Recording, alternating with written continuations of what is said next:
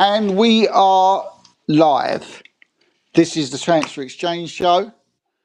We are the Transfer Exchange Show team. Well, there's just me and Marie here at the minute, but hopefully the others will turn up a little bit later. I'm Steve. Welcome to tonight's show.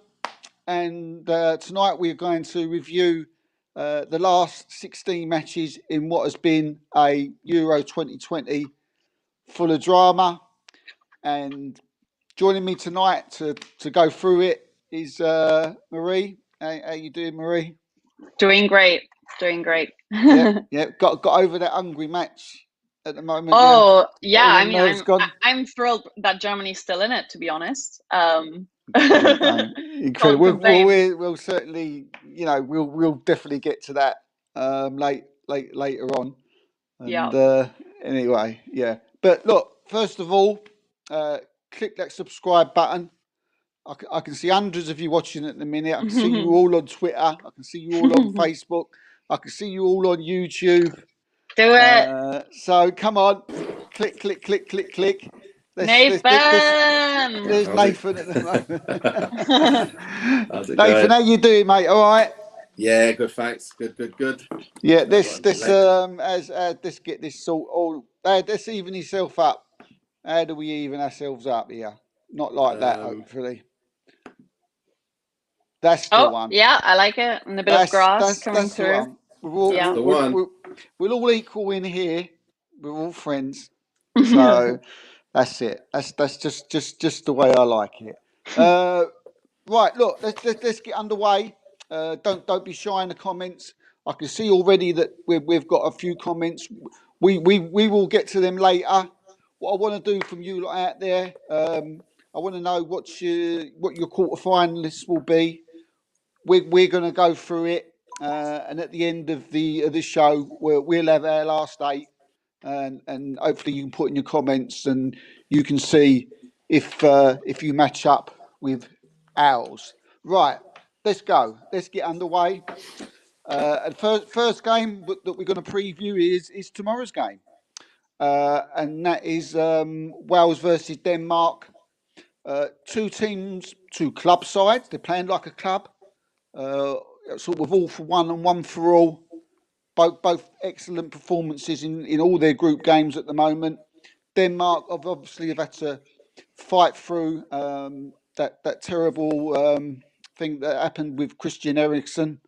But it's going to be a fantastic game. Marie, we'll start off with you. Wales and Denmark. Let's start with Wales. What do you think Wales would have to do to beat Denmark? I just think their stars are gonna have to bring it. This is gonna have to be a top tier performance by Gareth Bale and Aaron Ramsey, and we've seen them perform. When it matters. Ramsey used to really bring it for finals when he was with Arsenal. Gareth Bale, same thing at Real Madrid when he was there. They've both shown that they can perform under pressure and that they kind of thrive on the nature of knockout competitions. And they're gonna, like these Danish players, some of them play in the Bundesliga, some in the Premier League, but they're not an unbeatable team by any means. They have a good level of consistency. And they're gonna really respect someone like Gareth Bale, when they line up in the tunnel to go out and they see Bale and Ramsey, it's gonna be a little bit of a shock to them. And I think if anything, Wales has to really capitalize that in the beginning. In the early in the first 10 minutes, they can't be sleeping. They have to really come out roaring and maybe get an early goal and heighten their chances that way. Nathan, we've just had Jared in the comments just there. He's just said Bale and Ramsey don't have what it takes to get any further into the quarters. Do you agree with that? No, I think they probably do. I know you've got Dan James in there as well, he's not someone who you've got to think about as dangerous. But then when you don't think about him as dangerous, he can pop up and obviously use his pace against you. So I'd like to see what they do. They're going to be the underdogs, that's for sure. And we know that you know, they've done well to get this far already. And with Bale in your side, you never know. You could pull out a great goal out of somewhere, or a great assist off a great run or something like that. And Ramsey's always known to get a goal as well. You know, you never know, especially against Denmark. I wouldn't rule out Wales winning this, you know. No. And I'd like to see them win it, to be honest. They're the underdogs. I'd like to see them just get that win and make it at least to the next round. And it'd be nice. It'd just be nice to see. I just can picture it happening, you know. Denmark thinking they've got it all in the bag. They're going to win it for sure. And maybe they're on the attack, and Denmark and Wales are defending for their lives. And then you never know. Counter attack. Yeah. And a goal comes and they win it. So so I think. Yeah, Marie, Denmark, everybody's second team at the moment. You know, because of what Christian Eriksen. I mean, I think that, you know, the whole of Europe, you know, or most of it's going to be behind Denmark tomorrow when they kick off at the Johan Cruyff Arena in Amsterdam, which is where the game's being played tomorrow. Where do you think Denmark's, you know, their dangers are going to come from? Where do you think they're going to be most potent at? You know, it's hard to say. I'm actually not entirely sure. I think at the moment the whole team has kind of performed well together, and I think, you know, we'll have to see how long that morale carries them. They've also had a lot of home games, which has definitely helped. And it's a tough one. It really is. I'm not sure. I think both of these teams, a lot is going to depend on the day, who wins. But like it's really, I think it's going to be a close game.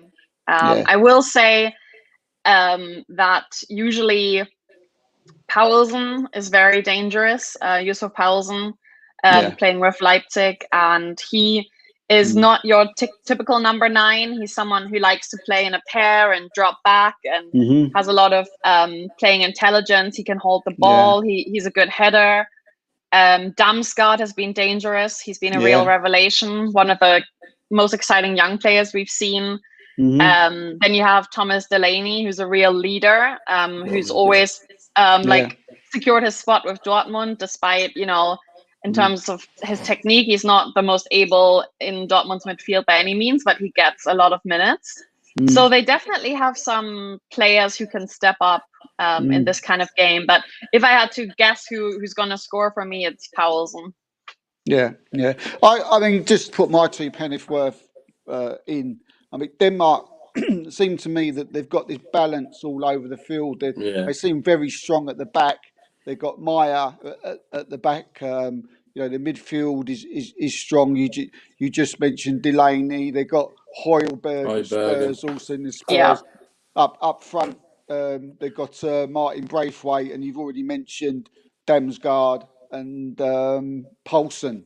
It's very, very well balanced. They've got a very good spine, and as far as Wales goes, it seems to me that Bale and Ramsey and James will have to be on it. Their players have to be on it. But it's going to be a good game. I'm looking forward to it. I've enjoyed watching both of them so far in the tournament. So it'll be a good one to kick the last 16 off. Nathan, we'll go to you with a score prediction on this one. What do you think the score will be? We'll go through. I think Wales would have to be fighting for their life, because you know, with the players that Denmark have got, you would expect them to have most of the possession of the game and you know, most of the attack. So you want them to be defending pretty much, you know, very deep, and then trying to catch them on a counter attack. So I can't see many goals. You know, I can't see Wales getting lots of goals and stuff. No. I could see Denmark, if they're on their game, they would get maybe 2 or 3, but I just got a feeling they'll be off their game, and they'll be defending for their lives, and they'll get a counter-attack goal.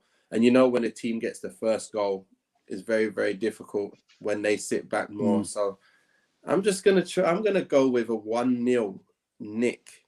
Just nicked it. Wales don't nick it with a 1-0. It's a close one, isn't it? This one, two very, very similar sides. Not a lot to choose between them. Marie, what do you think? I think this is going to go into extra time. I think there'll be additional time, and I think there'll be a 1-1. I expect both of these teams to score 1 goal, but not more than that. And I don't think it's going to go to penalties. I actually think Denmark is going to finish the job and win 2-1. Although, of course, the official result then wouldn't be 2-1. It would be 1-1 and then like a little asterisk. It's always really weird. Yeah. You're getting like Nathan, where he goes he plays the ball into the middle, he go for a corner, he get the cross in, and then he'll twist it down, and then he'll volley it in the back of the net. But the thing is, he gets it right. That's the thing. So he's quite in his rights to say those things. Well, the first game that we previewed tonight, I didn't want my prediction to knock one out, but it looks like it's I'm going to have to. I'm just going to. I don't want to say this score because I hope Wales go through, but I just think with Denmark having that strength in all areas at the back and the midfield and up front, and maybe possibly having that Christian Eriksen factor, I think they might just do it. And I think Denmark will win it in 90 minutes, and I think they will win by 2-0. So yeah. Yeah, I guess if that was like just the normal how you'd think it would go. Yeah, but it's tournaments. Tournaments always weird. So. It's very difficult. These teams are so similar in the way the way they play, and they have that same passion on the pitch. It's going to be a good one. But Denmark are through to the quarterfinals. If in the comments there, if you disagree with us, just let us know. If you're watching on Twitter at the moment, whack it on the page. Tell us who you think we should be going through to the quarterfinals in that game. The second game tomorrow is Italy versus Austria. Now, Italy, a lot of people's team of the tournament so far. Incredibly strong. Austria, maybe not so strong. Got a few worldy players such as Alaba and Sabitzer, but apart from that, much else. But like Nathan just said, this is Euro football, and stranger things have happened. Italy v Austria, Nathan. What do you think? Looks like Italy are the favourites there. I did watch Austria earlier on in the tournament. I didn't think too much of them, to be fair. I know Alaba had a shot which just went wide, and he was like, "Where's he been all game?" But he's a defender. You can't expect him to be goal scoring machine as well. He's done really well throughout his career. He's getting older now, but that's the one player we all look at when we look at Austria. So yeah. But when you look at Italy, they've got so many players that are doing well.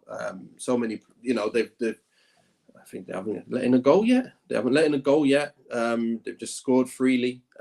Beat Turkey 3-0, beat Switzerland 3-0, and beat Wales 1-0. So again, you can see that they mean business defensively, and they mean business going forward. So I expect them to do exactly the same again. And I expect them to beat Austria quite comfortably, to be fair. Very comfortably. I'm not going to say the scores yet until obviously we go round it. No. From there. But yeah. Go on. Yeah. Marie, Italy, as you say, we've already just said they're so strong. But it is European football. It is knockout football. Come on, give Austria a chance. Big them up, Marie. Come on, how can they beat Italy?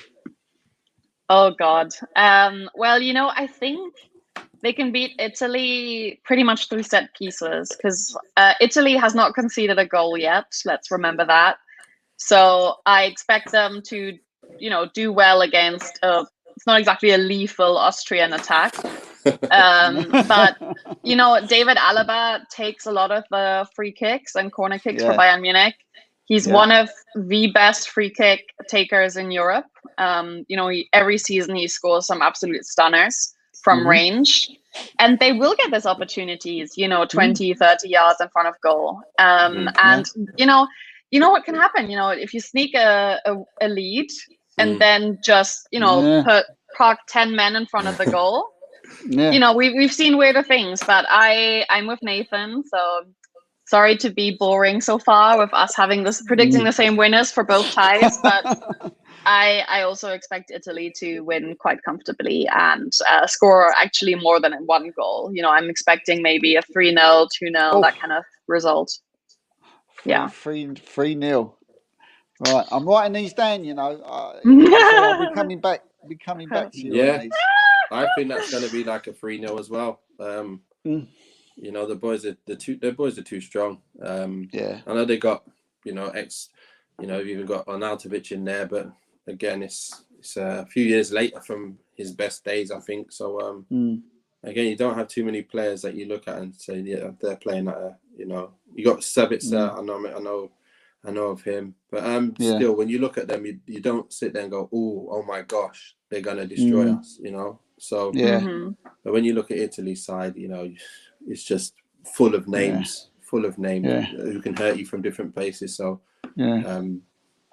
it's when you got that many players that ahead of the other, you expect that team to win, and that's what's happening here. Yeah, and there's players for Italy we haven't even seen yet.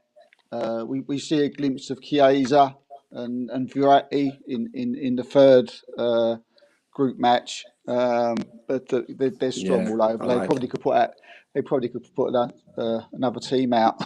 Yeah, they could. against like Austria. Chiesa, though. He is one of them players that I want to see a bit more of when he likes to get on it and do bits on it. So I always like players like that. Yeah. And with Italy being unbeaten for so many games, it's just the stats are going against them as well. So, we're trying hard to make a case for Austria, but it's as you said, it's very very difficult. I mean, arguably, possibly the weakest, second weakest team in left in the competition. I'm not going to be as arse as used to. I'm gonna let them get a goal. I'm gonna let Alaba get a goal, but I'm still gonna go for they can score 3. So I'm gonna go a 3. I'm gonna go a 3-1. And what did you say, Nathan? The scoreline? I'm gonna go with 3-0. 3-0 as well. They're not letting a goal in. They're my dream team as well. That back four, 3 of them. They're not letting a goal in. And that is Italy just strolling in to the quarterfinals with Denmark. So again, remember what I said, just if you disagree, put in the comments, and you at the end of it you may have a different 8 to what we've got. In the next one we're going to preview, is Croatia versus Spain. Spain found their shooting boots at last in their final group game. Won by 5-0. Can they carry on from there? They're playing against Croatia. Decent side on their day. Plenty of experience. Nathan, who's going to come out on that? Watching Croatia, I've seen them play. I think they're getting their legs are getting older now. The players that I always look to. Modric is still obviously able to do what he does. That great goal he scored against German. No, who was it against now? The outside of the foot, he whipped it in. Scotland, I think, right? Yeah. So that was one of their great goals there. I like Perisic, but he's getting a bit older. He's still got the ability to do bits. But when you look at Spain as well, I don't really look at them the same way as I used to. And that was a surprise result for me when I saw that 5-0. I can't see them winning like that again. I know that I like Morata up front. I've always liked him technically, but he's obviously not the most potent striker out there. I'd look at them and I'm just thinking, you know what? They're not going to be as dangerous as you think, and that's going to be a very tight game. I think it's going to be a tight game, that one. I think Spain will just come out on top because, like I say, I could see where Croatia could be got at when England played them, and they should have been able to do more against them. I think Spain will have a bit too much, but I don't think it'll be by a lot. I think we might see a 2-1 victory or 1-0 victory there from Spain.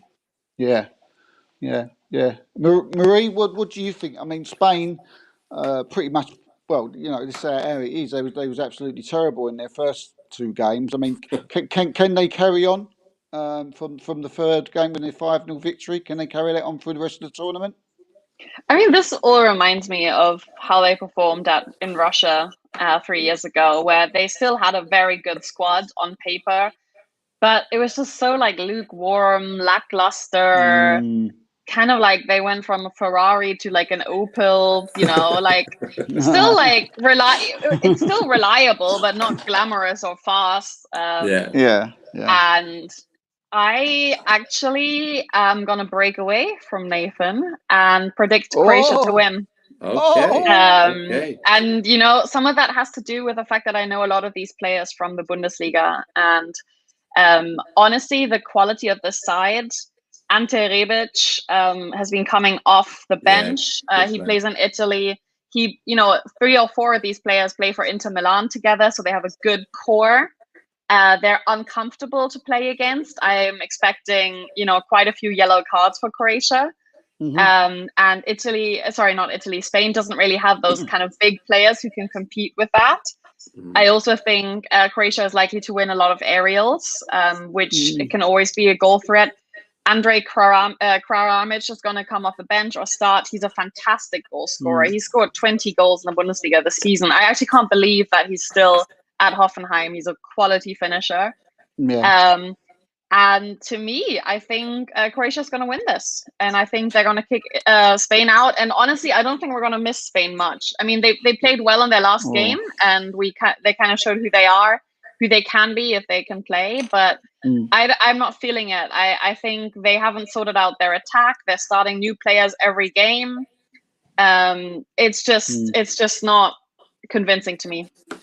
What if they bring on Adama? Speeding around the pitch. If he comes on, he might do a bit. Yeah. He very well could. Do you just carrying on with Croatia, just from a second until just before I give my prediction and knock someone out? Do you feel that you say Croatia going to win, but do you feel Modric needs to have a good game? And if he doesn't have a good game and he's not on it, does he? He always does. Does he? I was going to say, I'm with Nathan. I mean, define good game. Like he never performs under like a 6 out of 10. You know. Yeah. And I don't think his game has never been to be a great goal scoring threat. You know, he'll do that occasionally, and he scores more goals than say like Toni Kroos. But he's not your attacking midfielder that's going to score 3 goals in a tournament like this or 10 goals a season in La Liga. If he scores, that's great, but I don't think they need him for that. I don't think they'll be looking at them for that. I think in this game, he knows many of these players from his day job in Spain. And in this game, he has to keep the goal clean and help do that and help defensively and just control balls, play passes that find their man, prevent interceptions from the Spanish wingers. And I think he'll get that job done. Yeah. They've got some good players. I mean, they've got Perisic. They've got the guy up front who I like, whose name's surpassed. That's it. Yeah. Modric. Obviously, they've got, and they're very strong at the back. With Spain, it depends what Spain you're going to get.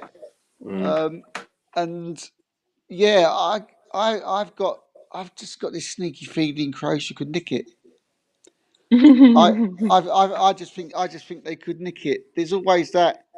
I think Spain have just been like ordinary so far in this group. They seem to have got. I know they won 5-0, recently, but I just don't feel they've got the strength of character that like the Croatians have, and I feel that they will go on to win. I think it'd be quite a nice scoring game. I can see this being something like a 3-2. So I'm going to go a 3-2 to Croatia, and that will see them through to the quarterfinals with Italy and Denmark. So it's shaping up.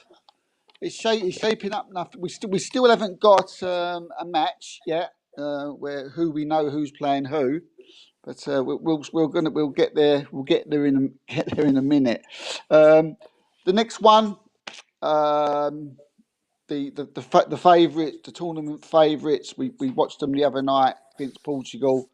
They're so strong, incredibly strong all over the pitch. And this game's France versus Switzerland. It on paper, it looks an easy France win. But Marie, is it? Yes. But France, it's not like they've excelled so far. It's really like they just, to stay with our car analogies, which I brought out in the last tie, they just like, in their gear, not really making much of an effort, kind of like in third gear on the motorway, but they have the best personnel, right? So they're in third gear on the motorway, but they are in a Maserati. So they're gonna beat everyone else. And I think they'll do the same against Switzerland. I'm predicting a comfortable 2-0 win. That's not gonna, live on YouTube highlights for very long. It's not gonna be very spectacular, but they'll get the job done. Yeah. Nathan, strongest team in the tournament? Best 11? On paper, yeah. But I don't think the way they play, that they've not been playing that way yet. For spells in that last game, yeah. And it all depends on who they play. If I see Coleman in that starting lineup, I'm going to be happy. If you've got Coleman on the left, you've got Mbappe on the right side of those three, and you get Benzema up front, I think they'll tear Switzerland apart. If they go with playing some other type of midfielder out there again, they're just going to not really make things happen. When he came on, I'm telling you, it changed the game. They were totally on the front foot. They were moving it around, popping it, getting open, able to get shots. If they can do that, I think that they'll go and destroy it. It all depends on the starting lineup. They're still going to win both ways, but I think they're going to make it an easy job, or they're going to make it a hard job, just like they've done in the last few games where they've gone down 1-0 and you're like, uh-oh. And then they start, they draw a game. So you've got, they've just got to start well, get a goal, and then things should work from there, especially against Switzerland. I can't see Shaqiri and them boys causing them too much trouble. But, I don't see them winning the tournament if they don't fix up and pick the right players. So, I think they'll win it. I think they'll probably win it. Like I say, if they don't pick Coleman, they'll probably just scrape a win, like a 2-1 win. But if they do pick Coleman, and obviously the other boys are going to play anyway, so I don't need to talk about that. If they do pick Coleman, I think they'll just run away like 3-4-0 winners. Yeah. I think Mbappe going to get his goals this time, and Benzema will get some goals. And it just quite a few of them will just get on the score sheet. Marie, would you keep the same team for France that played against Portugal, or would you change that? I mean, it's tough for me to say because, of course, I watched the Germany-Hungary game. So I can't really comment on who performed well in the other game based on like the highlights I watched. So I'm going to really trust Nathan's judgment on that. I do think Griezmann in the games that I have seen has been really like a workhorse. He hasn't shown the type of player he is, but he's done a lot of kind of the dirty work and running back, tracking back. He did that against Germany. He was really like deep into defense, like in the last third, collecting balls. So he's not the Griezmann that we saw at the last Euros where he really excelled for France. I don't know if you guys remember 2016, he was their best player by far.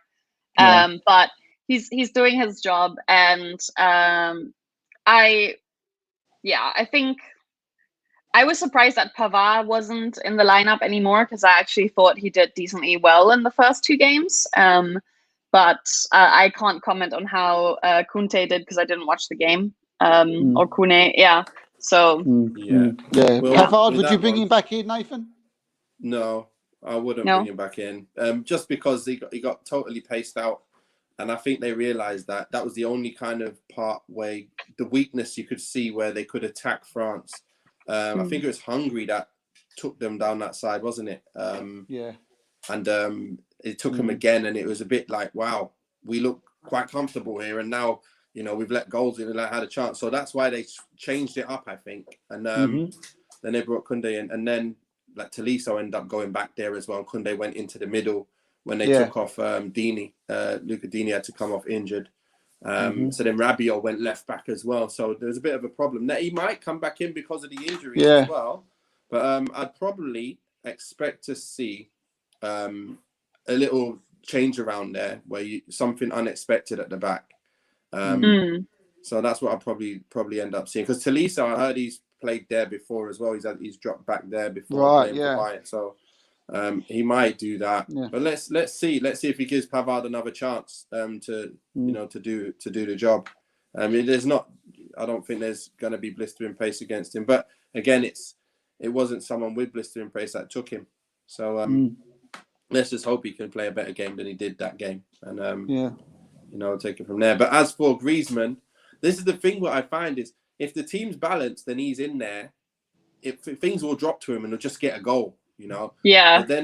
But then the games where it's not so balanced, it's like the game's just passing him by, and nothing's really happening. And I want him to be part of that. I want him to be in there, and the focus is obviously not on him. They're looking at all the other players, and then because he's there, he's got all the space and gets the shots and gets to be able to assist as well. So let's hope that there's some balance there, so that can be shown. Because to be fair, I wasn't really.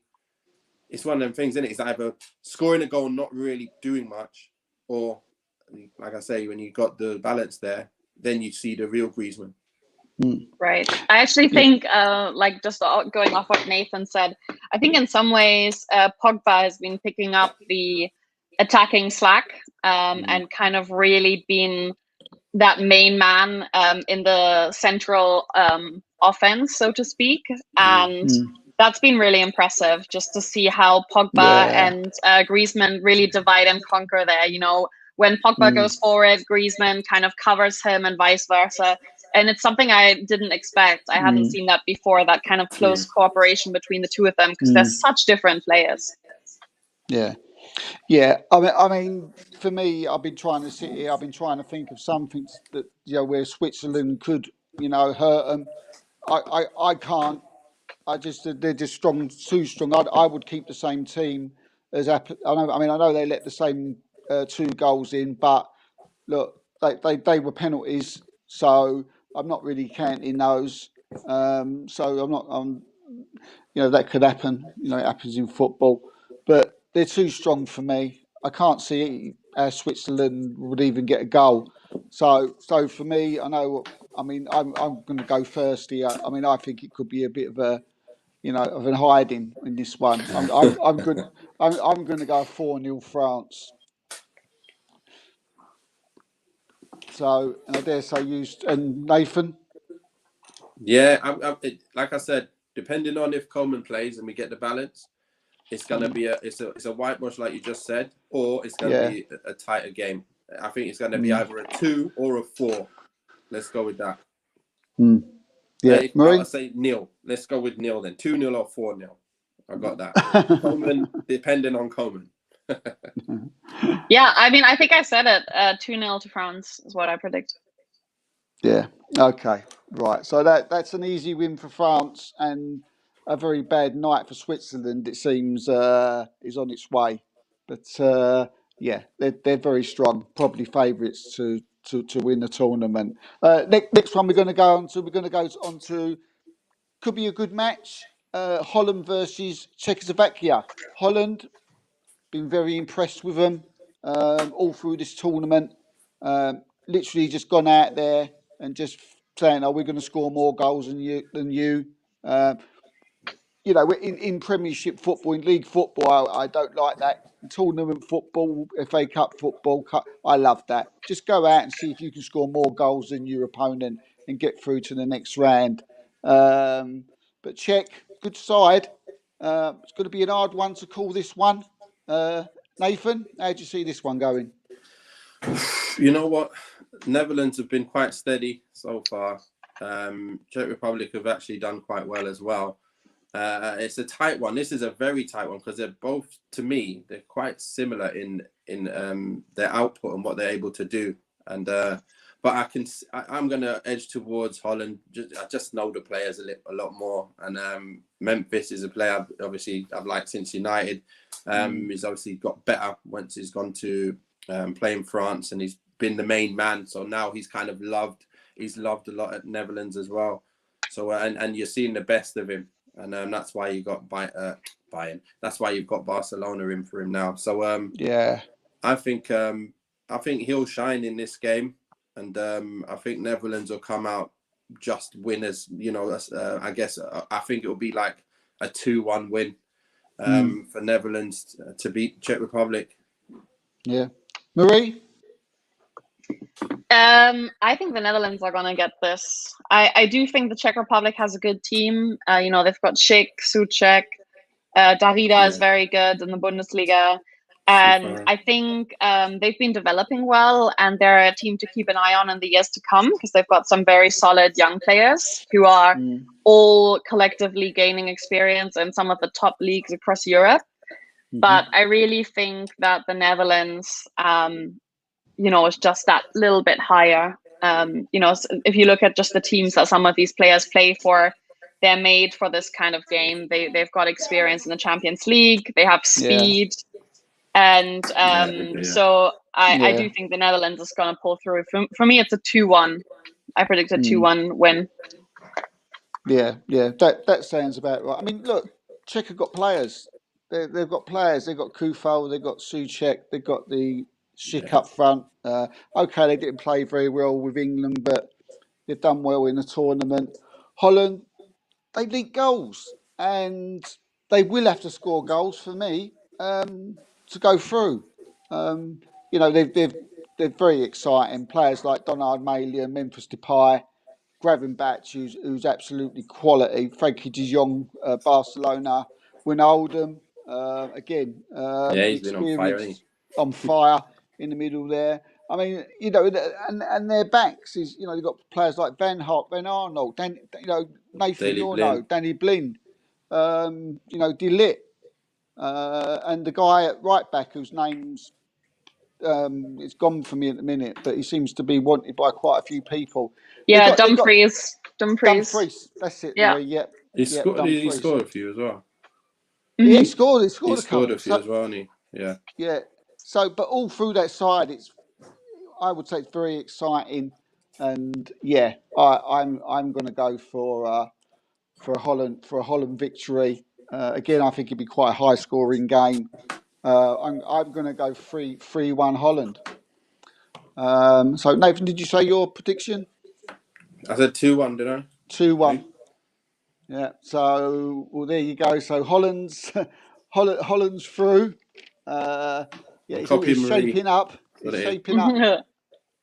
shaping up. We've got a couple of games already made up. We'll leave it to the end. Right, next, just quickly. Again, people may call this the game of the tournament, but England and Germany games, Germany may differ from that. They may not say that. We're going to leave the best to last. Belgium v Portugal. Belgium, have they got out of second gear yet, or are they stuck in where they are? Can they bring in? Can they pick it up? Can they? It seems to me like they're stuck in third, and I'm not sure anymore if there's a fourth or a fifth. Portugal, look, we know Portugal, full of world-class footballers. Nathan, Belgium, Portugal, it's gonna be a tough one. And look, we know what Portugal are all about. Cristiano's top scorer at the moment is still, keeps getting his goals. Three penalties. Yeah, I know, but he's still got his goals. So either way, he's still got them, isn't it? It's just crazy. Like when you look at the numbers, you just see he's the top scorer. You're like, oh, of course. But you can't. I don't think you're going to win the tournament by scoring just penalties all the way through either, because obviously the chances are you're going to come up against someone who's going to destroy you. I think on paper they look a lot better than they've actually been doing as well. I thought they'd be a lot better in what they do in their performances as well. Especially I would have liked to have seen Bruno do better, but he obviously got dropped and then he came on the third game. So yeah, I'm looking at that and I'm looking at Belgium, and I see Belgium as a very, very strong side here. I see Lukaku as the best performing striker in the whole tournament. I see Lukaku getting goal after goal each game. He's going to be getting his goals. De Bruyne being the guy setting him up all the time as well. And you got a lot of players in that Belgium side that you just look at and you go, wow, they are very, very strong going forward. Obviously not so strong defensively, but they're still good enough. And to have someone like Lukaku who's just beasting people, I can't see how Portugal are going to handle that. And I'm going to tell you, Belgium, it's a tough one again, because I know Portugal are Portugal. Look at their players. They've got players that can damage you. But I'm going with Belgium being that little bit more dynamic, having younger legs going forward. Hazard hopefully finding his feet, getting better and better throughout the tournament. Hopefully this will be a game where he gets better. And De Bruyne doing his thing. Even Torgan Hazard doing his thing as well. So I'm going with Belgium winning this one. And I'm going with a 2-1 or 3. I'm going with 3-1 win for Belgium. Whoa! I'm going with 3-1 win. Look, Portugal ain't been sitting there letting no goals in. They ain't been tight at the back. So, Belgium have been potent. And I'm telling you, Lukaku ain't going to mess about with these people. He's going to show everyone what he's all about. Well, Nathan's totally ripped Portugal off in that bit there. But I get what he says. Belgium have got some incredible footballers. But Marie, he did mention about the defenders, and Portugal have got Cristiano Ronaldo, and if Cristiano Ronaldo is on it, then could it be a different story? Honestly, I think the key actor in this, the key protagonist in this game is going to be Kevin De Bruyne, who entered the tournament late, and although he's not fully fit, immediately put his stamp on the performance. He came in at halftime against Denmark, and the whole game changed. And I think that Belgium is going to win this game 2-0, and not through any fault of Cristiano Ronaldo, but just because Belgium is so strong. And really, I mean, last in the World Cup 2018, that semi, I think it was it the semi-final or the quarterfinal between Belgium and France? I think that was a semi. Wait a minute. Who got to the final? Yeah, it was France got to the final. It was a semi-final. Yeah, it was a semi-final. Yeah, to me that was the best game in the tournament. And if the bracket were any different, that would have been the final. And it was close and it was tight. And Belgium deserved to go that far, and they've only gotten better. The players they've hardly aged. They're still performing at the highest level with 3 more years of experience at club level. And I think they're going to win 2-0. And just to be clear, I think Portugal has scored as many own goals in the group stage as they've scored goals out of open play. I think they've scored 2 goals out of open play and 2 own goals, and all the other goals were just Cristiano Ronaldo penalties. So if anything, I think they haven't been that great given how good their players are. Yeah. So basically, Portugal have just got slapped by Nathan and Marie. Yes. But look, I can't not agree with them. You can't just rely on one player. You can't just rely on Cristiano Ronaldo. Or can you? This is Cristiano Ronaldo. I don't know who that player is. This is Cristiano Ronaldo. Who's Cristiano Ronaldo anyway? Who's that guy? No, I can't. Cristiano Ronaldo. Part of me is saying he's going to turn it on and they're going to win, but no, I'm going to agree. I'm not going to go. I think it'd be a close game. I'm going to go for 2-1 to Belgium. But I don't know. There's something in the back of my mind that's telling me that I don't know. Anyway, look, I'm going to say something about Cristiano Ronaldo here. He's getting to that stage now where he needs support to score his goals. He can't just pick it up and run at you and take people on and kill it now.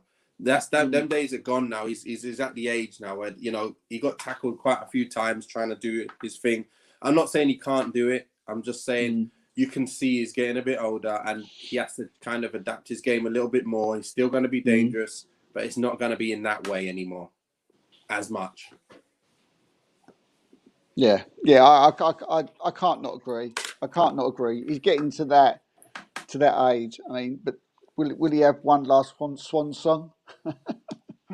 He's not winning the tournament, that's for sure. Yeah, they're not winning the tournament. He already did. You know, he already did. That's the only thing, right? Yeah. Okay. Well, you know, Belgium's through, and it's shaping up very nicely. These quarterfinals matches, looking down at them at the minute. So anyway, look, we're going to go for the last two. We're just going to go quickly through Sweden versus the Ukraine. You know, probably a game that most people will elbow and not watch, and it'll probably be 5-4. You know what happens with these games. You know, you think, oh, why did I not watch that? But Sweden and Ukraine, Marie. God, I mean, if anything, that's the most dull game, right? Let's be honest. It's not exactly the blockbuster that we're all gonna meet at the pub for. No one's wasting a lot of pints on that game. But no, they like a drink, the Swedes. God, it's hard. Very hard. I hate that rule, you know, about the third place teams going through, and I just think that's bullshit. I think you know when you have to like get a calculator out to see if you're on the next round, that's not sports. Yeah. Just like you was in the Hungary-Germany game. Am I through? Am I not through? Yeah, that's true. That's true. But we came second in the group, guys. That's very true. Okay. Yeah, Portugal are the ones that should be out already. To go back to dissing Portugal. But I think Sweden's gonna narrowly win this because Forsberg's been really good, and and they, you know, they kept Spain at bay. That's quite impressive. 0-0 against Spain. You know. Yeah, Nathan. At the beginning of the tournament, I mean, we was talking about you know, a Euro. We were doing a Euro 2020 preview. I mean, you gave Ukraine a shout out. And you was spot on. You said, you know, don't discount Ukraine, and here they are sitting in the last 16. I mean, can they beat Sweden? Beats me. I don't think I think I was talking about Hungary, if I remember rightly. I didn't remember about Ukraine. Yeah. I don't remember anything about Ukraine, to be honest. They're one of the, you know, like you don't look at all the teams and obviously know all about them, but I don't really know anything about these boys. All I know is Sweden have Lindelof. That's all I know. And with Sweden having Lindelof and having a few more players that we know of, that's really the team that I'm going to go with here, just because I know of them a bit more. You got obviously Zinchenko as well. Yarmolenko, who's there as well. So I've got a few players that we know. And because they're playing in that higher profile league, I just look at it and go, right, they got a few more players that are there. And they've done well against, you know, good sides as well. Like I said, like Marie's just said there, to be able to draw with Spain as well, just says that obviously they can hold their own. Ukraine being here as well, that's fine. But I still think Sweden are probably going to go and win it. I wouldn't be surprised it went to extra time this one. One player I just want to have a quick talk about, and either you can have a word about is Alexander Isak. I mean, I've been very impressed with him. He's different. Defenders don't seem to know what to do with him when he's got the ball. They don't know whether to go short or they don't know whether to stay off of him. He looks clumsy, he looks messy at times, but he's not. Yeah, I mean, is he the real deal, Marie? You know, he didn't used to be, and if anything, he's kind of a late bloomer, like one of these guys, a bit like, oh my God, help me here, that's Januzaj. You know, Januzaj at United, when everyone was like, this is the next Ronaldo. And it's like, no, it's not. You know, he's just because he plays in a Red Devils jersey doesn't make him the next big thing, just because he had like 2 good games. And that's a little bit what happened with Alexander Isak. Like, he came from the Swedish league to Borussia Dortmund, and everyone was like, oh, he's a striker, he's fast, he's gonna make it, you know, like he'll be the next Pulisic. And he wasn't. And then he moved to the Spanish league. I remember when we had the special edition of the Transfer Exchange show with the Spanish expert, she mentioned him as well. And like, he had completely fallen off my radar, but she said, you know, he's someone to keep an eye on. I think he plays at Real Sociedad. Yeah. And he's been one of the standout players. I mean, there was that one scene in the first game against Spain where he dribbled across half a pitch and then squared the ball, and somehow it didn't go in. But if that had gone in, that would have been a contender for goal of the tournament. And, you know, he can like take on players, he can shoot. And it's crazy because apparently Dortmund has currently negotiated, they had a buyback option for him for 10 million euros. And, you know, people were saying, oh, maybe he'll be their replacement if eventually they sell Haaland. And it turns out that they have negotiated for Real Sociedad to buy that buyback clause away from the contract. So pay them, I think, 4 million euros. And I'm like, are you asleep? Are you not watching the tournament? Like, you know, why would you give that up?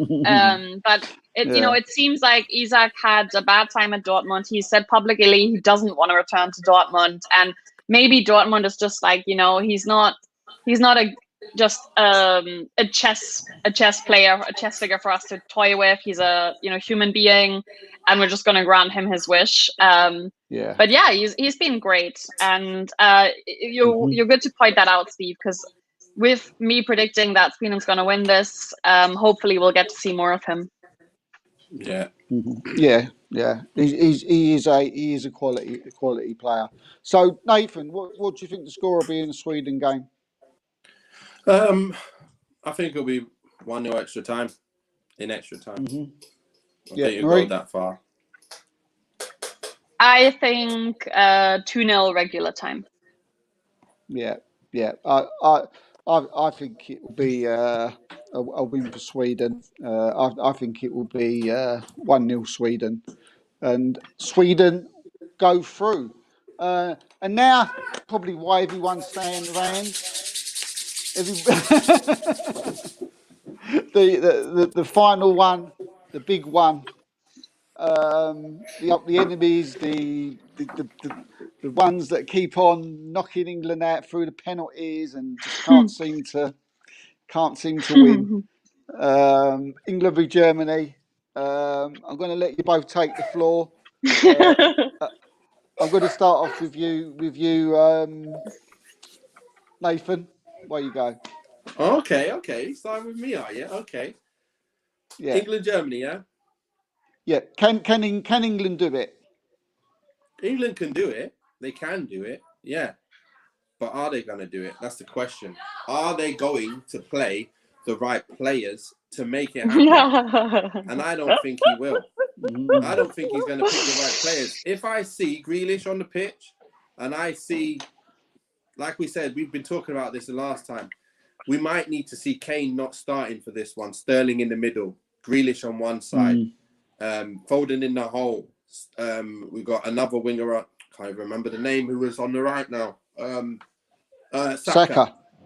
If we have them boys playing because they done well, I think we can do it. if we decide to mess around and go back to the same team that's been playing the first games, we're not doing it. That's for sure. No. Germany are going to steamroll us, or we're going to steamroll them. One or the two, depending on the team that gets picked. That's as straightforward as I'm going to give it to you. Nathan, give me your 11. Give me your 11. My 11. Give me your 11 to start at. All right, in goal, obviously, you've got Pickford, okay? So I'm going to have Shaw left back. I'm going to have Maguire's going to probably start, and you're going to have Stones starting, and you're going to have Walker at right back. There's no way I'm going to play anyone else at that back four. That's my back four. I'm going to have, obviously, my 11, and I've Declan Rice sitting. I'm not going to start Henderson this game just because he's come back. He's not going to start. Rice has been playing. Let him start in there.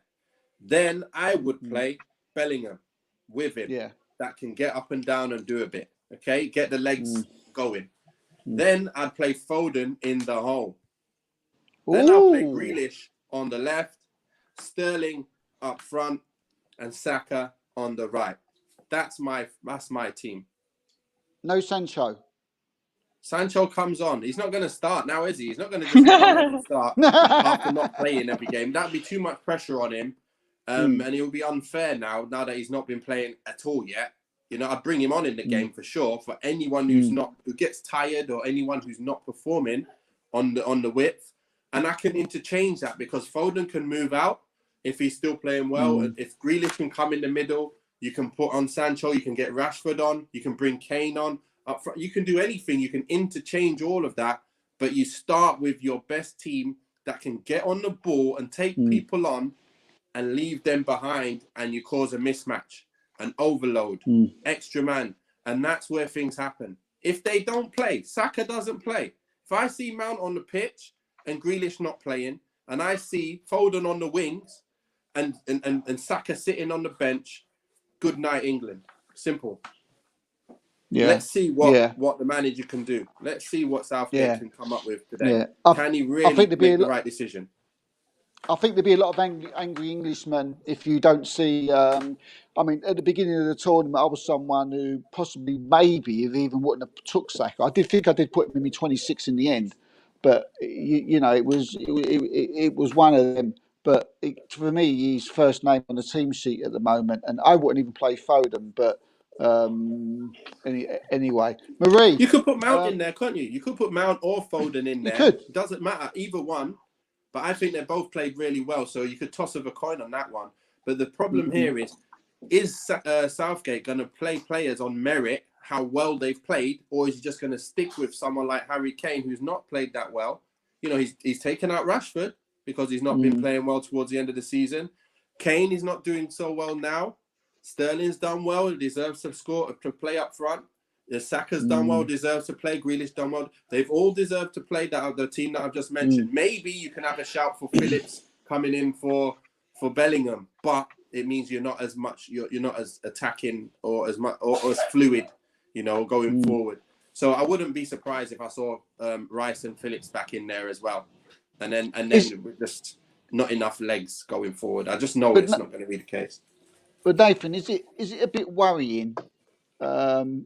Playing with two, do you feel we need to play with an extra midfield player? Germany is so strong. Bellingham can do both. That's what Bellingham is. He's that central midfielder who does a bit of attacking and does a bit of defense. You don't want a just defensive. You already got that in Rice, who's going to sit there and cover everything. You've already got your back four, who's already going to be okay. We need to go forward. We need to have the extra people going forward, and Bellingham can do a bit of both. And then when he gets tired, bring Phillips on, no problem. But you've got to have that ability to go forward. Yeah. Marie, are you worried?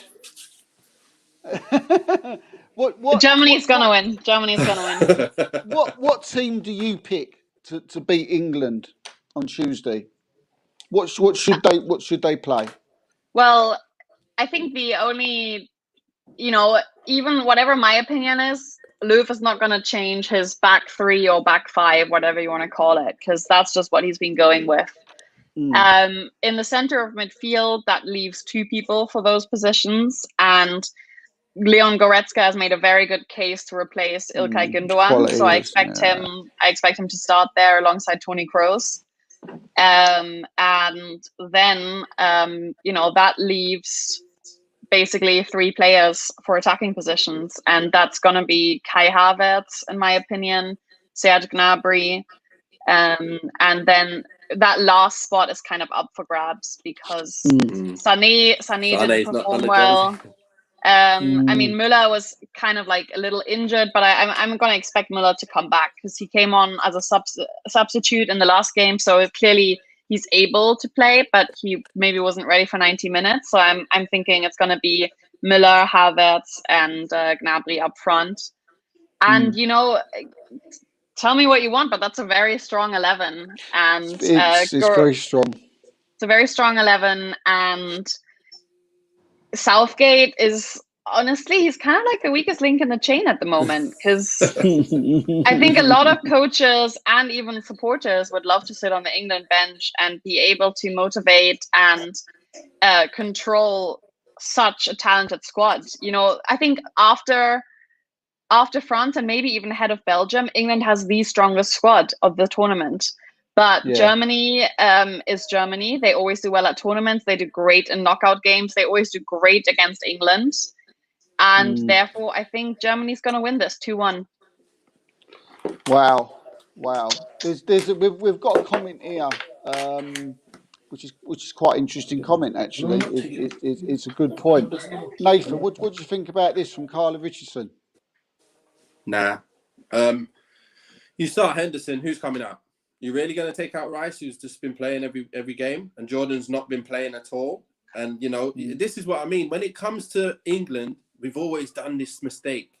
You got Rooney injured towards the end of the season. He's fighting to get back. Let's bring him. Then he's struggling. He comes in. I think it was Beckham who had an injury before. We do that all the time. Players who are injured, who are not playing well, we just want to play them because they've been, our player. But you can't do that. When it comes to players playing on form, that's how it should be. That's why I'm picking the team that I'm picking. I'm not picking it on who's the best player. We know Harry Kane's the best striker in England, English striker there is. But at the end of the day, it's horses for courses. And it's people who are on form right now. Who's on form the most? They're the players who are most on form. Play them. Don't play Marie straight in there.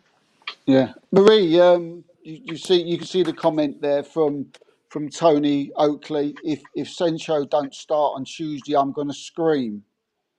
It obviously looks like. Do you see, there's a lot of Englishmen who are calling for Sancho. What do you think? I think I was at where Tony's at before the first game, and then Sancho wasn't even in the match day squad, and I was like, huh?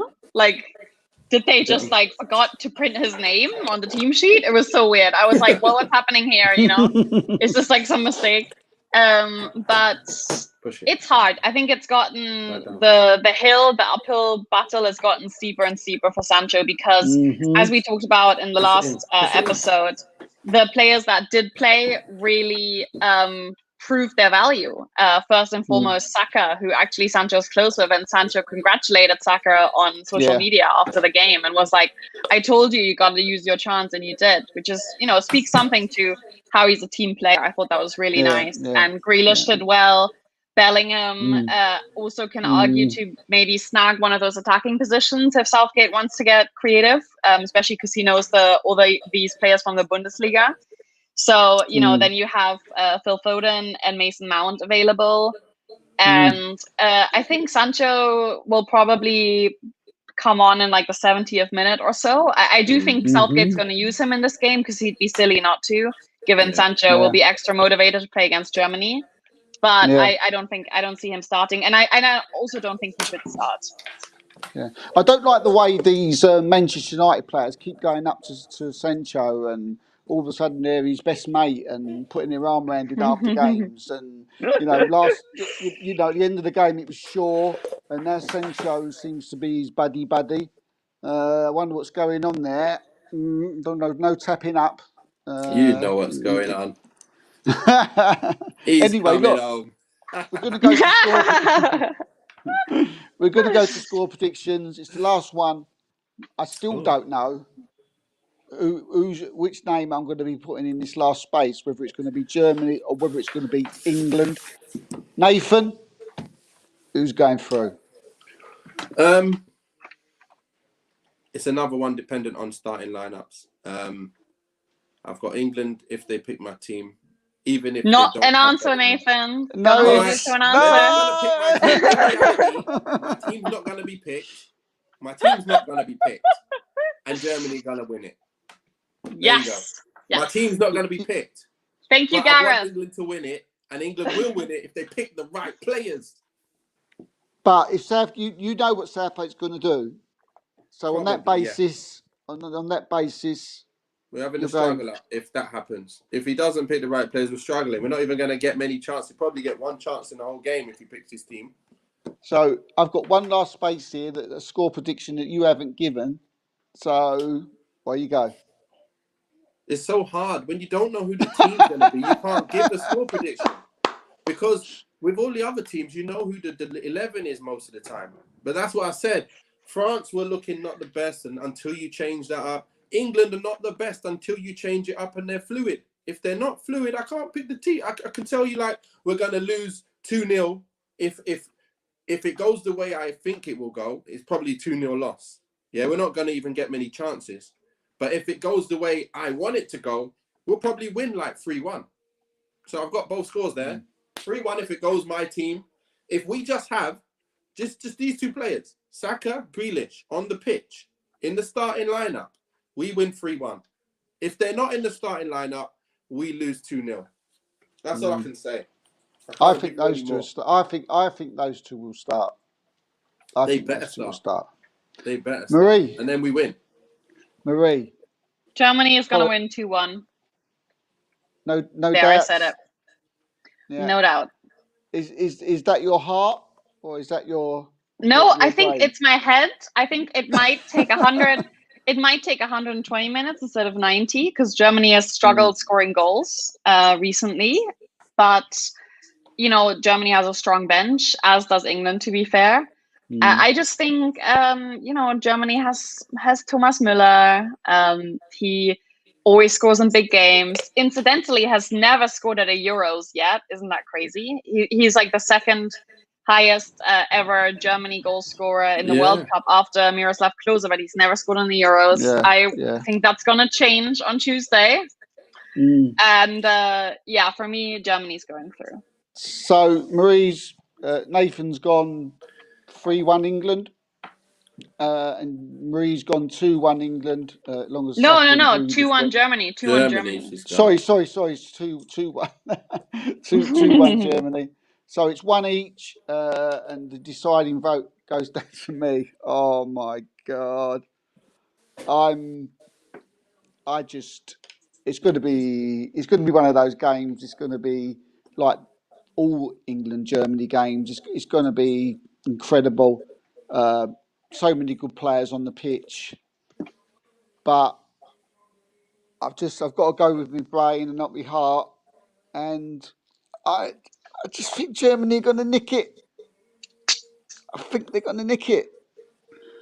I just can't see it. I just think they're too experienced. I think they're too strong. I think they're too strong in the midfield, and I think they've got a more exciting forward line. Yeah. So on that, with Gnabry, up front, and Muller, and who else do they play? Who's the other guy? I mean, you gotta. I just realized you should never start Saka because he's an Arsenal player, and we know what Gnabry likes doing to Arsenal players. I just went there. I'm sorry, Steve. I know. If Kieran could see us now. I know. He probably is. He's watching. He's probably watching. I don't think England are better than Germany. I've got to say, I don't think they're a better side than Germany. And I think after the 2-2 draw against Hungary, it wasn't a great performance with Germany, but I'm saying that I was very impressed. And if Leon Goretzka's on it in that midfield, and you've got Kimmich and you've got Gnabry and Muller and Sane and Gundogan in the midfield there, it's. I feel it's just, and I think I just feel we got a very young squad still that may just Germany just might be able to eat them up. Yeah, you can see them overloading, can't you? Yeah, I'm going to go for a Germany win, and I'm going to go a 3-2 to Germany. I think it's going to be a cracking match. Wow. But I've got to go with my brain, and I'm putting Germany through to the quarters. So that's it. That's the lot. We now have our quarterfinals, and that is Croatia will play France, Italy will play Belgium, Denmark will play Holland, and Sweden will play Germany. Marie's smiling. She's thinking, you know, lovely. whoever wins England v Germany has a clear path to the final. Let's be real. Yeah. That is like the easier side of the bracket. I'd love to see a Germany Holland semi-final. I mean, it's just it takes. That would be gorgeous. You see, like I know England is obsessed with Germany for some reason. Germany doesn't care that much. Like Germany is England. Oh, come on, don't do this. No. For England, Germany is their biggest rival. For Germany, the Netherlands is the biggest rival by far. Yeah. So imagine playing them both. That would be a dream. What a tournament we would have. Marie's happy. Marie's happy. And Croatia, France. You've got a fancy of France. I mean, Italy and Belgium.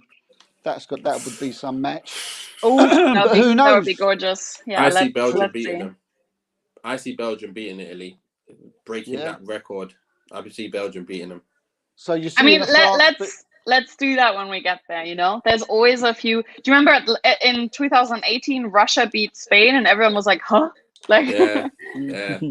There's always some wild cards. I can see the final already. I've just worked it all out in permutations, and I've just got to what the final I think would be. And tell us, Steve. So go. Semi-finals would be Germany and Holland in my head, and France versus Italy. Oh my God. And he's shaking his head because of Belgium, but that is France versus Italy, Holland versus Germany.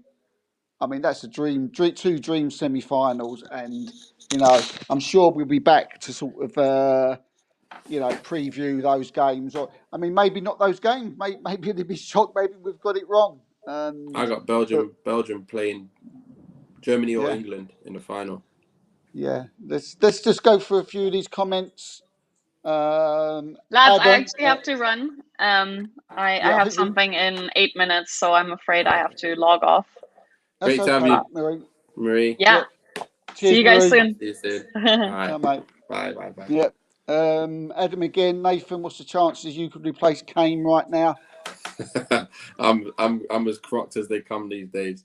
My knees in pain. I did a bit of finishing the other day, and my knees in pain. Oh my gosh, I can't walk.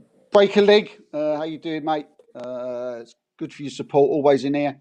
I was wrong about Germany, Portugal, but I think they're a danger. Yeah, I was wrong about them as well. Yeah, break a leg again. I mean, Italy don't only score goals; they are more stylish play, but they are combining both at the moment. Totally agree. I think I've never thought that Italy were the goal. Like the type that's going to go out there free scoring. I still don't think they're that kind of free scoring team. I just think they do just enough to get their goals because they're so good defensively. They don't need so many goals. But when you come up against Belgium, come up against the big boys, these guys are going to score. Like Lukaku's going to score. It doesn't matter who he's playing against. And you got De Bruyne behind him. Going to score. Yeah. One more here. Well, Marie's left, so we can't ask her the question. Is to put 1K. I think she put it on Germany. Germany, she is, isn't it? Yeah. Lee, hello, Lee. MDG, I'm not too sure what that means. But thanks anyway, Lee. And anyway, look, that's it. Croatia, France, Italy, Belgium, Denmark, Holland, Sweden, and I'm afraid people Germany. But who knows? We're still all praying for an England win, and it could be an England-Sweden quarter final that we're all hoping for. Anyway, look, Nathan, thanks for joining us tonight. It's been great. It's been great. Yeah. So look, we'll be back tomorrow. 2 games tomorrow. So we'll be doing some preview for the Wales-Denmark game, Italy-Austria, and again, obviously, we'll be back on Sunday. So Sunday evening, sorry. But look, until then, thanks for joining us. Peace out. Stay safe. And wash your hands.